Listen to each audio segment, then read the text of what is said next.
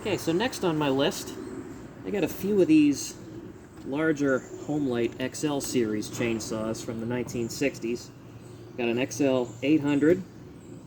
I've got an XL-850 Christmas themed saw, and I have an XL-901. And the 901 is interesting because it looks like it's got some kind of homemade hillbilly stack exhaust on there, but geez, you know, it's gotta do the trick. They all seem to have pretty good compression. You know, there's the test. This one's just crazy compression. Oh, God. You know, again, barely even drops. And this one, too. This one, actually, the XL-800 seems like it's got the least compression out of all of them, but I'm still not complaining. Compression like that. Got them from a buddy on HouseOfHomelite. I've bought plenty of saw from him before, and I've always been happy. You know, they came with, looks like 3 Oregon bars. I haven't measured the length on them, but they're 20 inches if they're an inch. This one's a little longer. I think this one's also Oregon. I don't see anything Homelite on them. But Oregon bars of this vintage, some of the best bars you can get your money on, get your hands on. Also sent all the chains along with them. I believe these are all 3/8 pitch.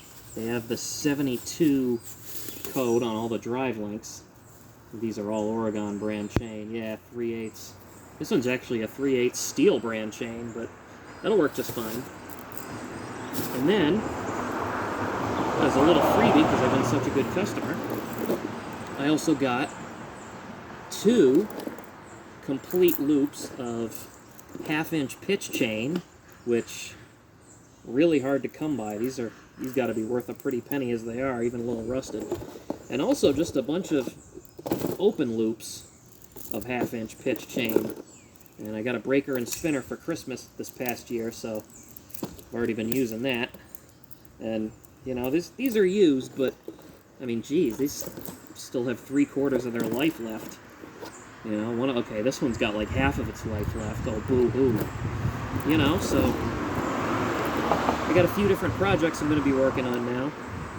And, you know, these actually might be good candidates for restoration. I've never restored a saw yet, but, you know, if I at least get them running, that's the thing. Once I get them running, verify the bearings and all that are good, you know, then I can disassemble them and try to find some original paint or something close to what the original color would be. I mean, there are all kinds of forum topics out there about matching paint colors, and you know, I got a couple different colors, like the GM Victory Red matches the original Homelite EZ pretty well. There's a certain type of blue that I wasn't too happy with, but you know, I'll try to chase down more of a, you know, a Homelite light blue. Haven't verified spark or anything on these. I literally just pulled them out of the box today.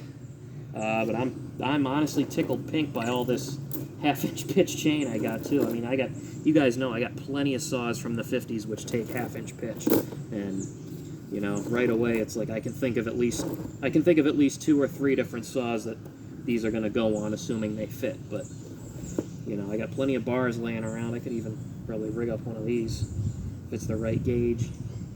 I don't even know. Is this 0.63 gauge bar? It's a little tight. It's a little tight. It's probably a 58 gauge bar. But anyway, really happy to have 3 of the larger XLs from the 1960s in my collection now. I'll work on these, get them running, make some more videos if I find anything interesting. And for sure, once I get them running and cutting like they should, I'll do some cutting videos. But honestly, I can't wait to hear how this one sounds with that homemade hillbilly stack muffler on there. I mean, it's just a welded block with some holes drilled in it. That's pretty cool. Not gonna lie, that's really cool.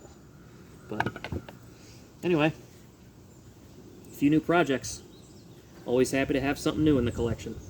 New as in ancient like this and beat up. See you guys.